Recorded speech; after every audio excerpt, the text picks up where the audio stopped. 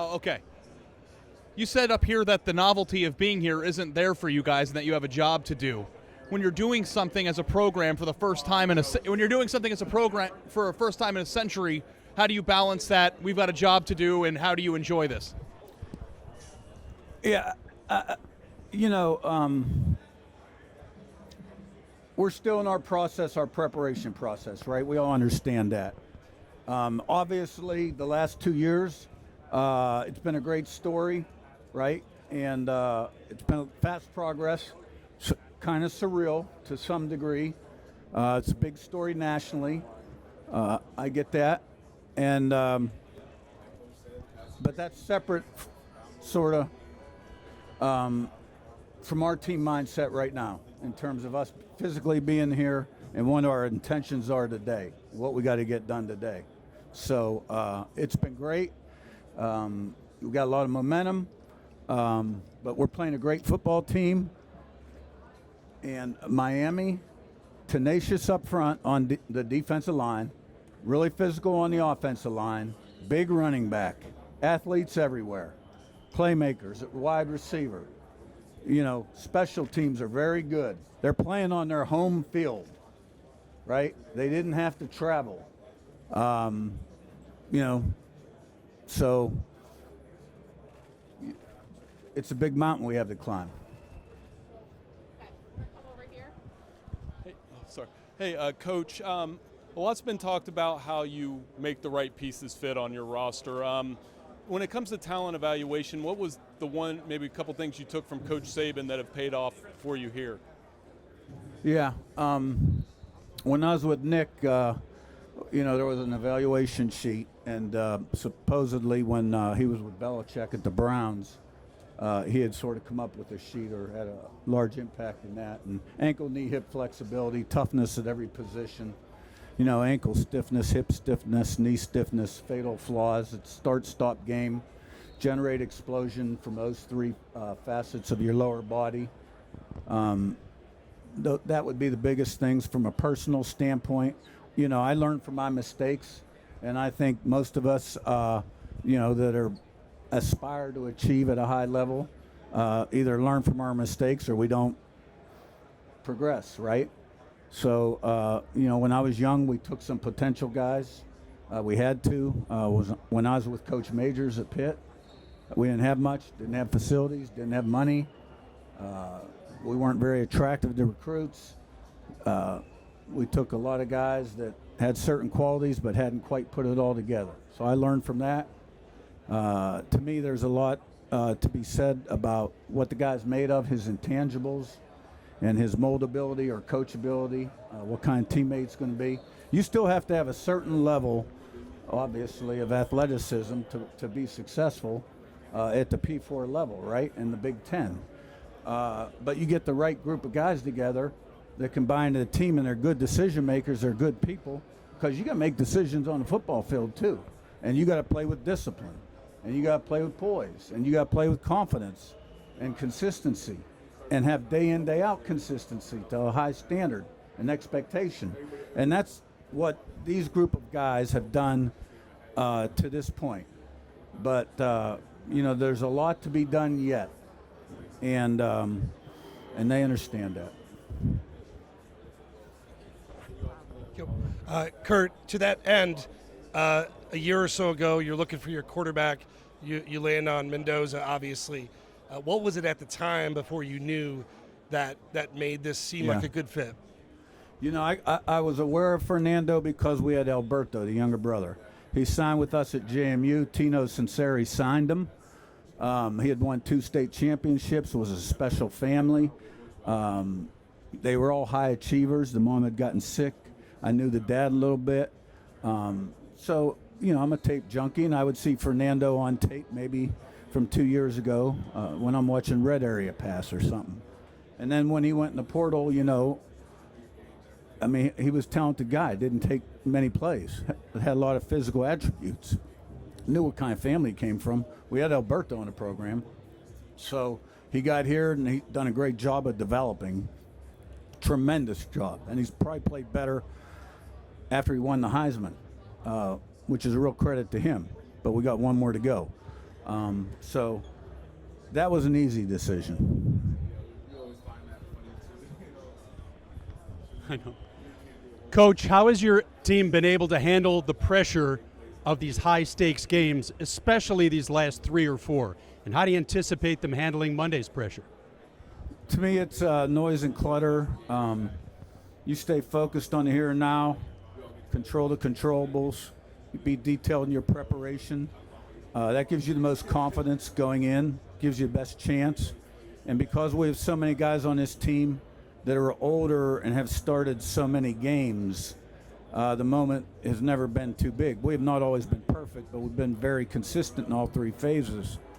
So, and I think as we went on the road and won tight ball games, especially at the end of the game, like Iowa being the first one, that just gave us more and more belief and confidence and put us in a better position down the road for the same type games.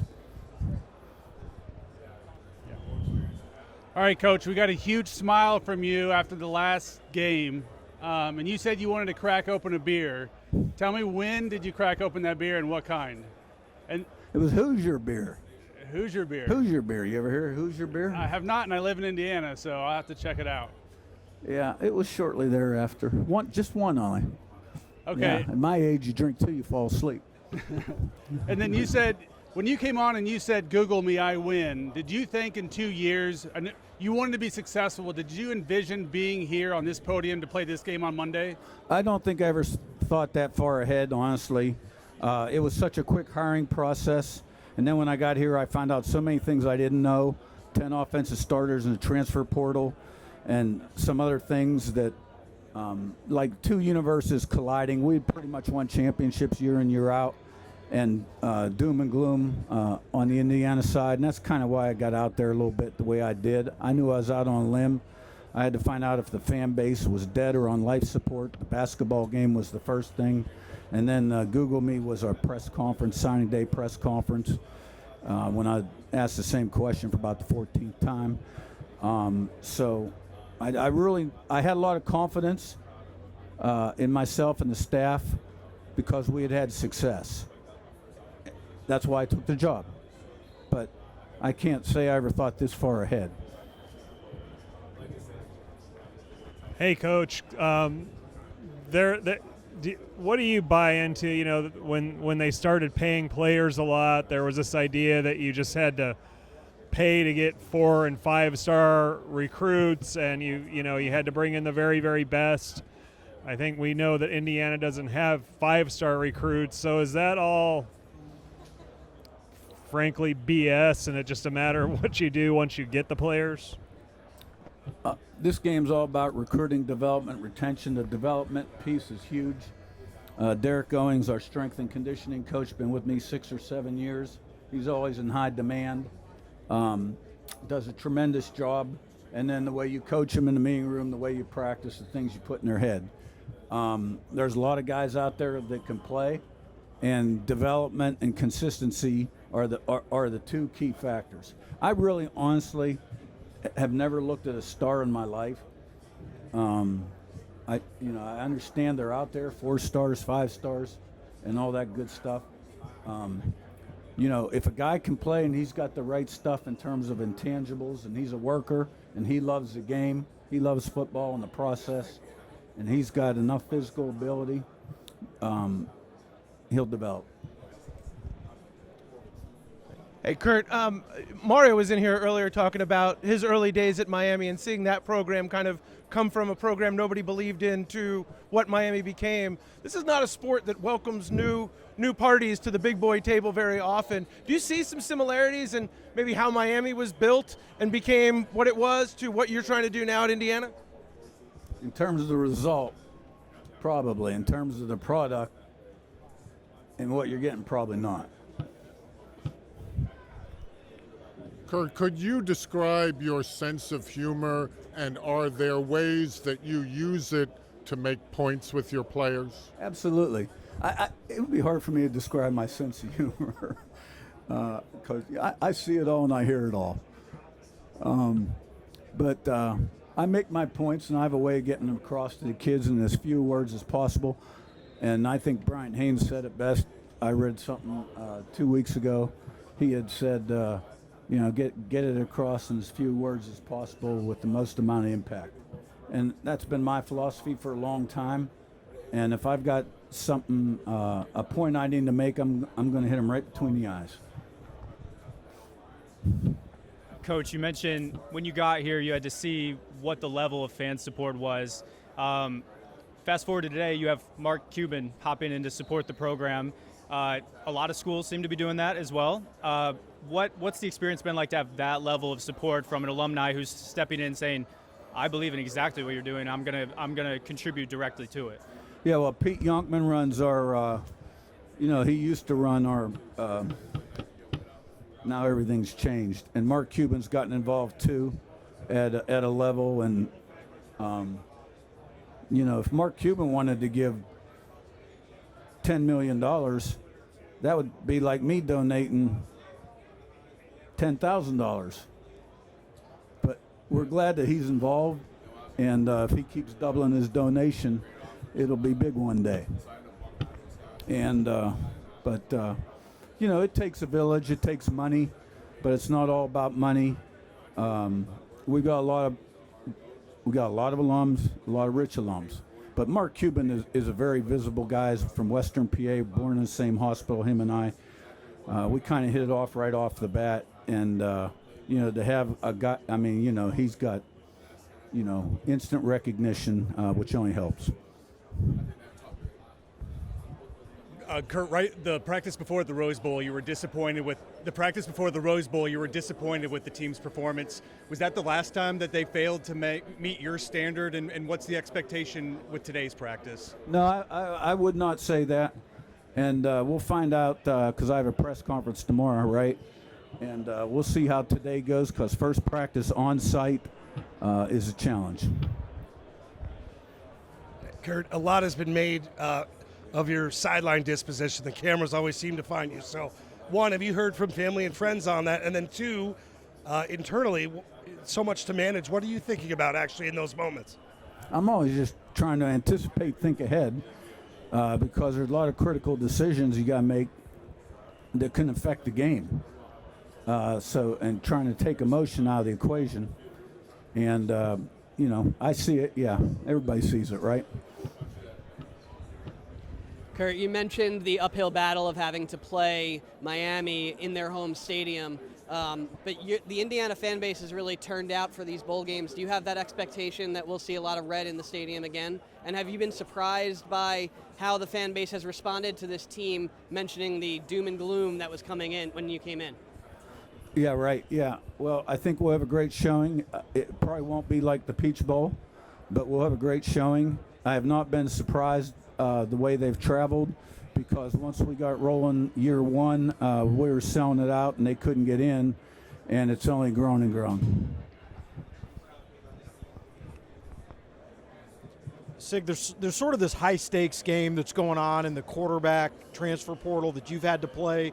What's the period like where, between you get a guy and then what he is on the field? I mean, how do you sort of deal with that sort of You mean in terms intermediate of period? developmental curve? Yeah, like I mean, you have Fernando on campus and you haven't seen him play for you, for a while. Yeah, but that's what recruiting is. Recruiting's evaluation. And, if you trust your evaluation and your history of evaluation has been successful, and you have a lot of confidence in yourself and your process for evaluation, then you feel strong about a guy. And I felt extremely strong about Fernando. Extremely. Like I knew we had something. Coach, to come from James Madison and to take, so obviously when you look at your coaching staff, your student athletes, to not just go yourself to Indiana, but to bring them with you and to see the success, what does that say about the power moniker, the group of moniker, and when it comes down to just the fiber of who a person is? Yeah, we kind of create those categories artificially, right? Group of five, this, that. And, these games are televised, these ones aren't. And, I think the average fan probably doesn't understand sometimes that there are some really good teams at the group of five level and players. Obviously, We brought guys here. They've been some of our better players. They've been All-Americans. I do think the Group of 5 level has probably been watered down a hair since I left JMU, because the transfer portal every year takes and takes and takes, right? So maybe some of those teams aren't quite as strong as they were when I left, so to speak. But, those guys all had a little chip on their shoulder. They had something to prove. They were really good players. We'd had a lot of success. They're wondering why they weren't recruited by a P4 program, and this was their opportunity. And truthfully, the process happened so fast, me taking the job, and almost didn't take it because I love JMU. Once I got here and they started jumping in the portal, I was like, oh, yeah, we could use him. Like, I had never entertained the notion that they may follow me. I had no idea what was in Indiana. What I knew about Indiana was just being a coach's kid and loving college football and following college football since 1970 on. Knew they had some good teams. The one thing that did catch my attention, however, about 3 years ago when that TV contract was signed by the Big Ten, making all that dough, that caught my eye. Coach, what stood out about D'Angelo Pons when you recruited him, and did you anticipate this kind of success from him? Pons is a player. He's a great player. He might be the best player I've ever coached that was with me throughout his entire career in terms of consistency and production. You saw it in camp right away. First week of camp, he's out there. He just had to quit holding. He's holding a little bit. But he cleaned that up and became a starter. When he became a starter, my last year at JMU, I think it was down at Troy, our third game of the year. They had won the Sun Belt the year before, and we beat them at Troy. He started, and he made plays right off the bat. First series that impacted the game, and he'd been a great player ever since.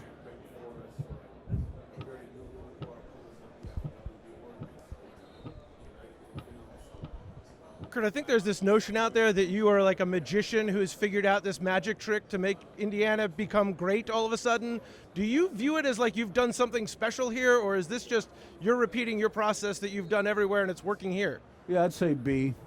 I mean, there's no magic wand. It's the fundamentals, and you got to have the right people, number one. If you don't have the right people, it doesn't matter on your staff or in the locker room. And then you have to have a plan for development, recruiting and retention, and then obviously how to practice, how to play the game. So it helps that we've had coaches that have been together for a while, and every day you get better, you get worse, you never stay the same, and that includes me.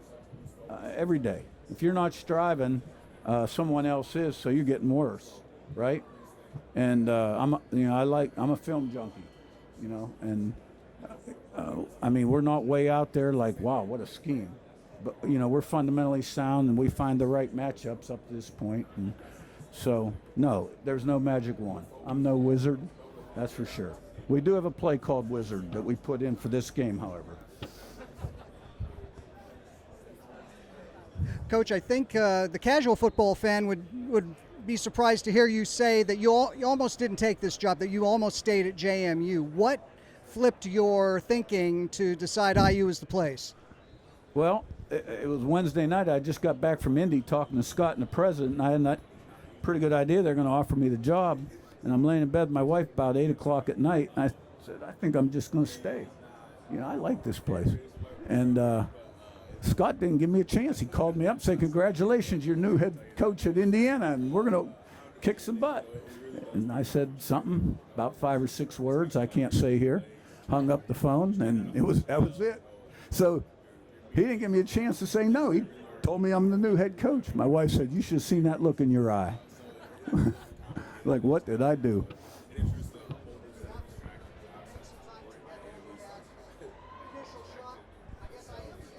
No, it didn't. Once I got here, there was so much needed done, and yeah. Coach, obviously you and Mario both worked under Nick Saban at one point. Is there any relationship that you have maybe between you and Mario in the past? I don't think we've ever met.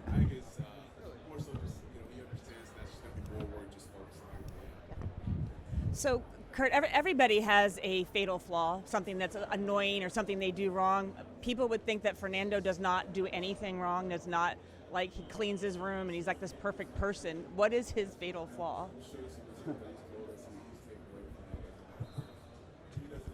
I don't know what his fatal flaw is.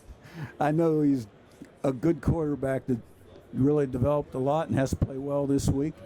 I think in life, all humans are flawed, but he's got great things ahead. Hey, Curt, when Alberto told me when you told him you were recruiting another quarterback, he said, "I'm not going anywhere." What's he like, and could you see him winning the job next year? Yeah, I think his words were, "I'll stay a year, but he's got to go out early, and then I'm the guy." So we'll see what happens there with Alberto. I think he's got a good future. I like him a lot as a player, and we'll see what the future holds. Coach, you just spoke about the transfer portal. Last year's national championship had 2 quarterbacks it was their first year at that school, fresh transfers. Same situation this year. Can you talk about those changes in college football and maybe some of the success transfers have had?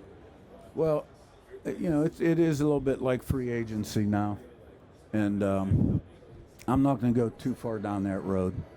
But the quarterback position is the key position. It's hard to win without a good quarterback, or at least win big. And so Miami's quarterback's done a great job. Fernando's done a great job. Last year we had, Ohio State and Notre Dame, right? 2 really good quarterbacks. And that is a position, however, where the guys that play quarterback, they don't like to sit. Like if they know they got the right stuff, they want to play.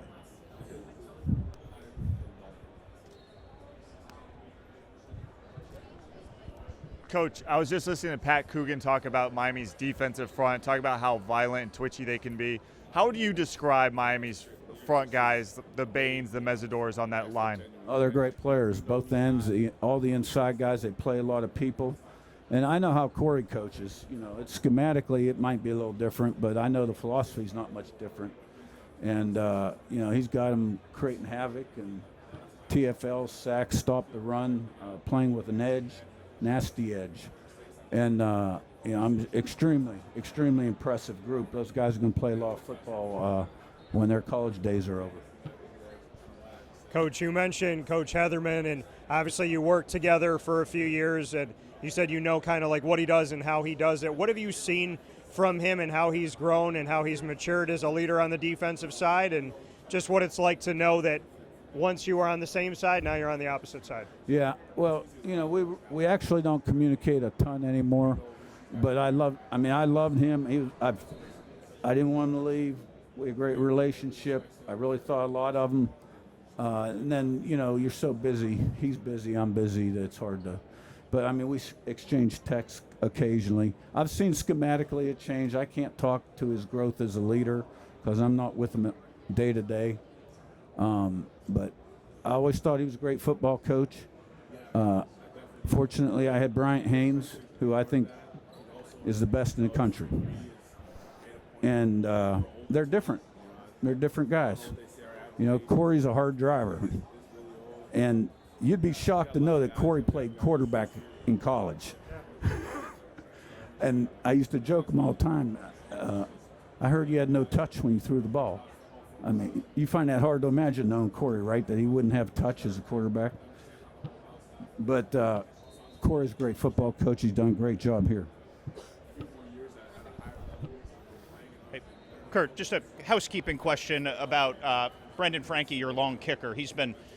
I think he's questionable now. He was a game-time decision last week. He hasn't kicked in a while. He said he feels good. Do you feel like he could be back on Monday? And obviously that's a factor on kickoffs and potentially long field goals. I think he's listed as questionable or doubtful. Questionable. We'll know more probably after today's practice. Yeah, that was the big practice. The last time we traveled to the Rose Bowl, we thought he would be ready, and he had a little setback. Oh, he's a huge factor. Right? Guy kicked 2 58-yarders back-to-back against Oregon. One they called timeout, and I think the Iowa one at the end of the half was a 52-yarder.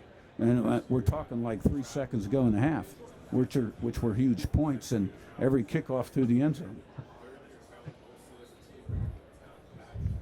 Hey, Coach, can you talk about Elijah and just his importance? And also looking back, before he went to JMU, he played for an IUP grade. He played for your father as well. I mean, did he at St. Francis? Did any of that factor in and kind of get on your radar? I knew about Elijah when he was entering his junior year of high school. Then I took his older brother, who was a safety at VMI, and we played him in the playoffs the COVID year. And I could tell he was a very instinctive player, his brother I'm talking about. So we took his brother, the safety. Elijah then went to St. Francis in Maryland high school and ended up at St. Francis in Loretto, PA. Yes, Chris Valerio played for my dad at IUP and was the center for the Bears for about 10 or 12 years. And Elijah caught close to 50 balls, and there was another receiver there too. We needed receivers, and that's how we got Elijah. He tweaked his knee a little bit that first spring. I think when the year started in the fall, first game of the year, he was third team. Made a couple plays game 2 against Virginia that were big, and then started every game after that, made first team all Sun Belt, and caught, I think, over 80 balls that year. Hi, Coach. We are from Belgium. I have 2 questions. One is beer related, one is football related.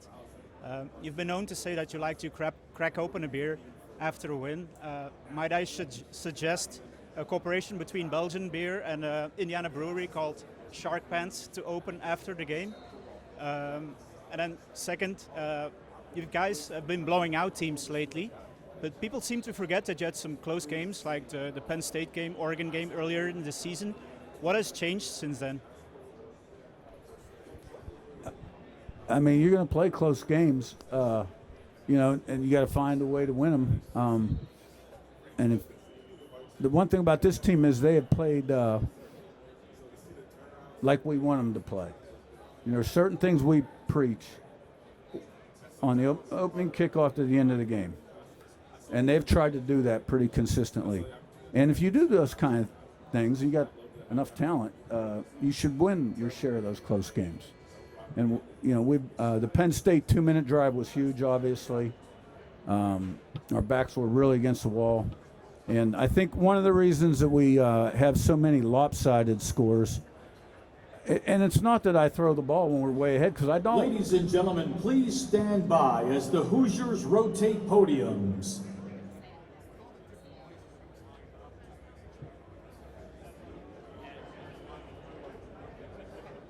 But we run the ball, but our 2s and 3s are playing really, really hard.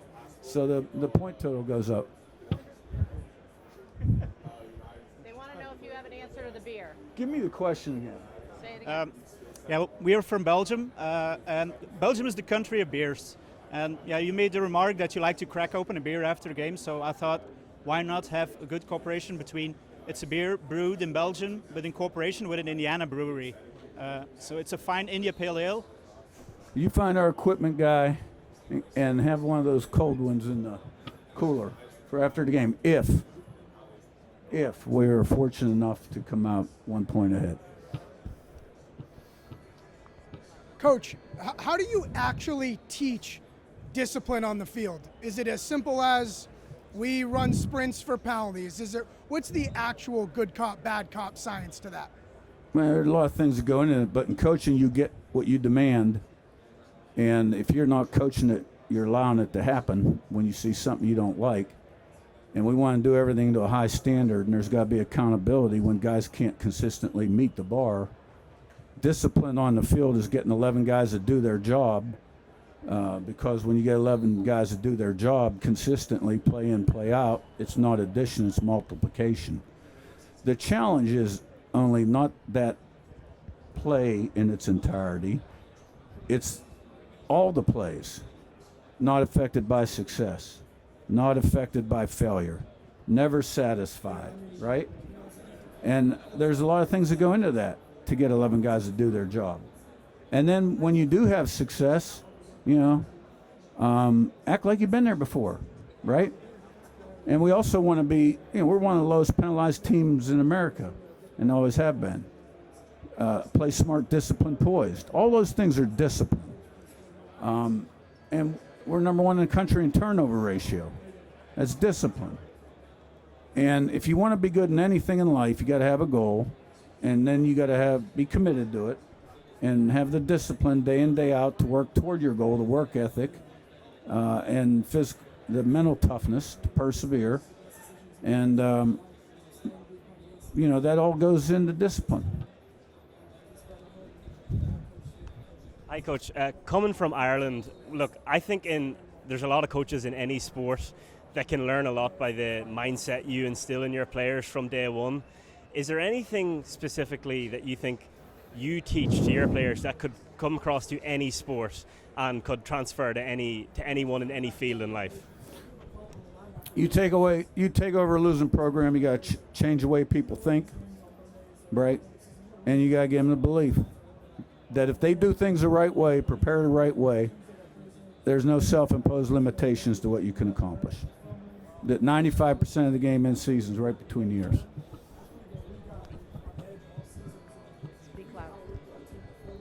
Coach, what you, your staff, your players have done, what do you think what you've been able to accomplish even so far and what you might be able to accomplish Monday night stands among the great moments we've seen in American sports history?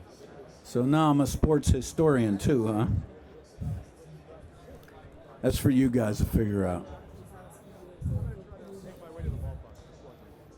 Hi, Coach. You've gone almost viral on social media for the way you keep your poise during games. How do you keep your composure so level during such high, intense moments? Self-control, I guess. I'm just trying to anticipate, and not be emotional, which is the best way to make good decisions. Because you're going to make decisions during the course of the game that are going to be critical to the outcome of the game. Hi, Coach. I actually met you at Family Weekend at JMU. My older daughter graduated from there. You are amazing. Is there a coach or someone that has inspired you to become such a great coach? My dad.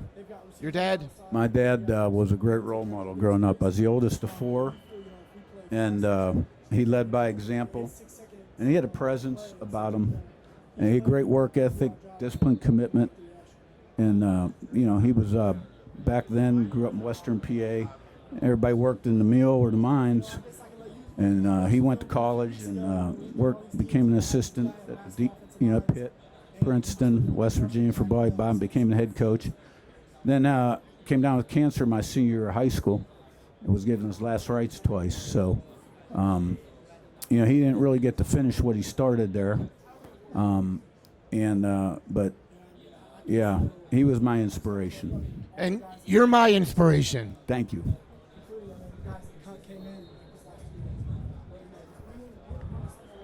Curt, you mentioned how Corey's kind of evolved. How have you seen Mike and Brian evolve since they first joined you on the staff? Mike just keeps maturing, and I'm able to walk away more and more, which I need to do. In this day and age of college football, especially in the playoffs, where you're juggling portal recruiting and retention, things like that. Mike is really good. He's got a great demeanor and disposition, and he's one of the most trustworthy people I think I've ever met in my life. I feel like this season for y'all could be a movie. Which actor would you want to play as you? Let's get through this game. Hey, what's going on, Coach? So you famously said Google me. So I did. I looked through your coaching history, 40 years. If you could go back to the very beginning now and give yourself a piece of advice, what would it be?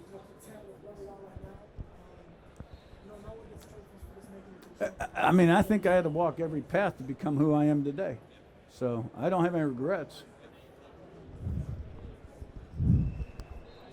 Hi, Curt. I wanted to ask you about recruiting players that left the program first and then came back, like Lewis Moore and Khalil Benson. What was that process like? Because they left when you got there. Was it more of a business approach at that point? Yeah, absolutely. It was a business decision. I didn't want them to leave at the time. I understood, based on critical factors. And then I think once they saw the success we had and heard from their teammates, they wanted to come back and be a part of it. And for me, it was a business decision. Hey, Coach, Pac-Man Jones here with Politely Raw. James Madison, Utah, you have done an unbelievable job. Everybody keeps talking about the size of this Miami team. Is it the size or is it the fight in the dog? Miami. I mean, they're playing with an edge. They're a tough football team. Both lines are really good, and they get after it, and they got athletes, and they're tenacious. And, it's a start-stop game, twitch and explosion, and then you got to have a little edge about you, and they're impressive. Coach, right here. With the way I know you said you don't interact with him necessarily much during the week, but with how Fernando's playing at the level he's playing, what, if any, corrections do you make? And have you, this might be a little weird, have you ever had a heated exchange with him? No matter how good he plays, there's always corrections on tape from the game before, which, the process is we come in on Sunday as a staff, quick staff meeting, and then we break up offense, defensive staffs, and I watch the tape real close with the offensive staff. And Chandler's, there's always things that, he could have done a little better. I've never really had a heated exchange. I can only think of one time early in the season, I think it was Indiana State, where he made a couple poor decisions in the red area, whether to pull the ball or give the ball off, or maybe one time throw the bubble or not to give it to the back. I can't remember. But I remember making a point on the sideline. And I think that's the only time I really ever had to kind of make a point where I felt like my point needed to be made.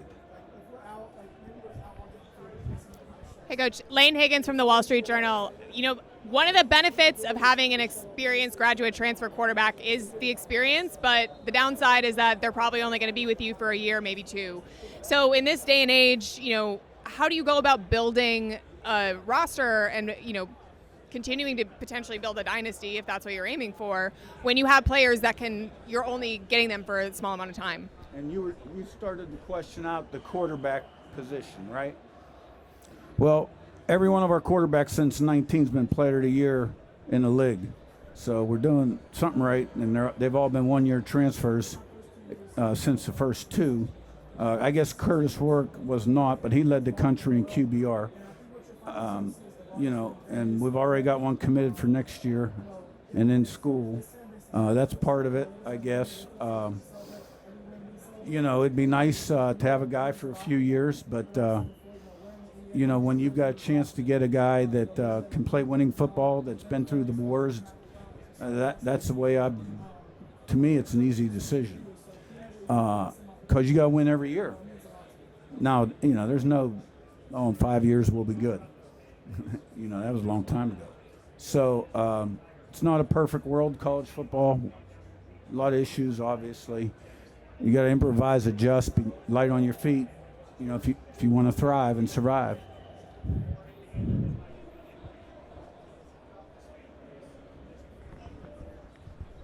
Curt, congratulations on your success, by the way. Good luck on Monday night. I'm from Philadelphia, by the way. If the NFL coaching job ever opened up, would you consider taking a job in the NFL, jumping there? I know you said you're just kind of loving the moment with everything, so. I'm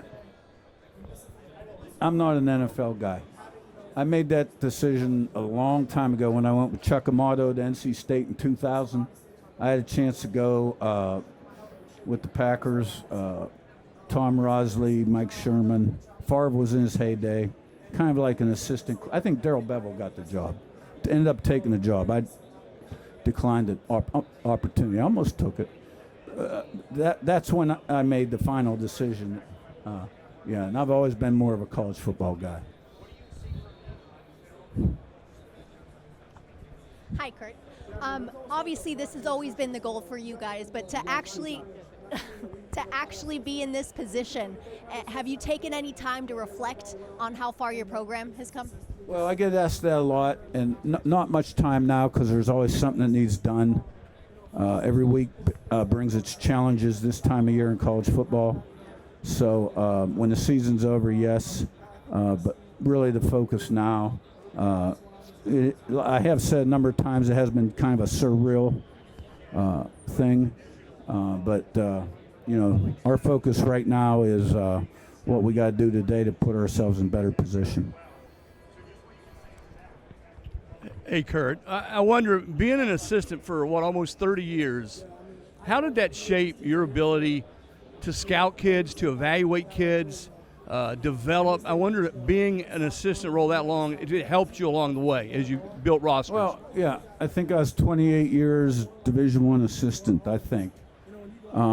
Recruiting coordinator and a coach for probably since 93 to 2010. And around a lot of really good people, assistant coaches too, that I drew from and learned from. And the recruiting coordinator thing, it helped me. It did help me. I was always trying to get out of that job. My dad told me that thing's going to really be valuable for you one day.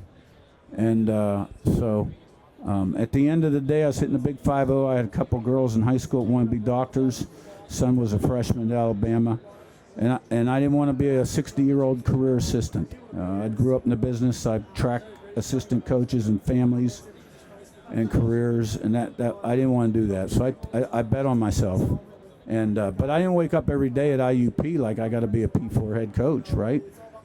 I was trying to make the most out of life, and it brought me here. What do the JMU guys mean to you? And let's start with that. What do they mean to you that they followed you here and they've had so much success? Well, like I said, I never thought about the JMU guys coming here. It was such a quick process. Once they started jumping in the portal, and we had I think we were down to 40 scholarships here. I mean, we needed them. So I was glad. And they were instant impact guys in a lot of different, on and off the field. And they were, I think, critical to the acceleration of our development and success in year one. Why do you think they're so important? Because they could answer questions for the guys that decide to come back, and the new guys, other new transfers, on how we do things, how I am, those kind of things. But they were players. Right. I mean, Pons was an All-American, Fisher's an All-American, Surratt was on some All-American things his first year. A lot of them. So they're good guys. Can I get one more?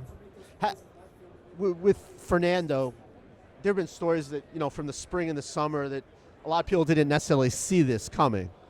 How do you explain just how far he's come? Yeah, and I've been asked that question before.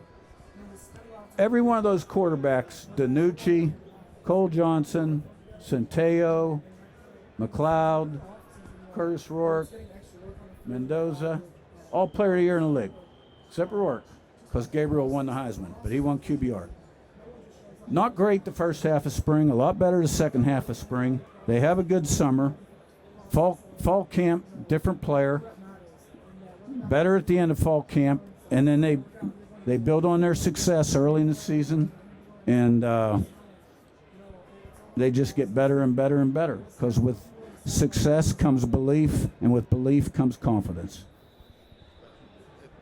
Sig, I guess I know you're prepping for a game, but as you look at the structure of this college football thing and just roster building and things to that effect, whether it's contracts, the timeline of these things, I guess, A, do you feel like these contracts are kind of enforceable right now, and B, just broad strokes, what do you want to see, if anything, change with the way that these things are going on right now? I want to see a lot of things change, but I'm not going to go very far down that road right now.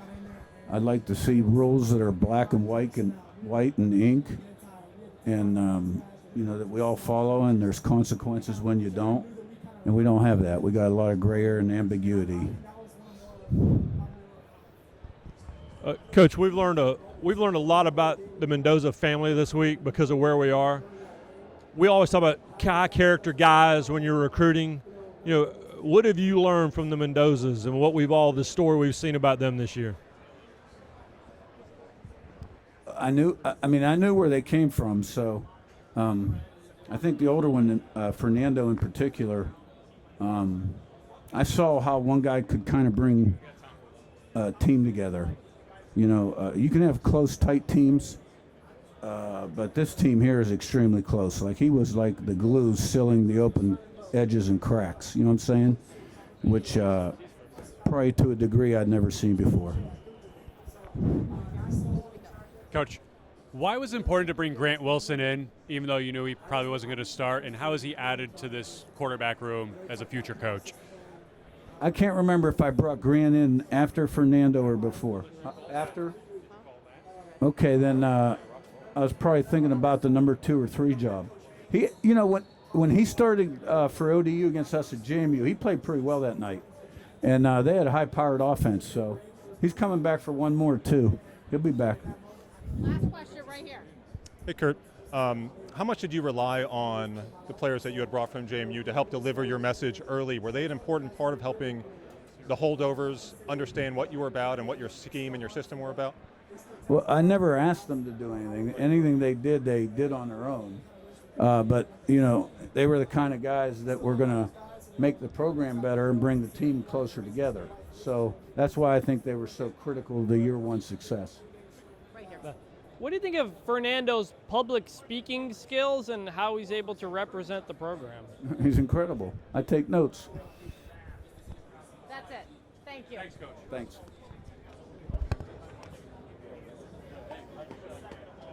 All right, let me get out of here.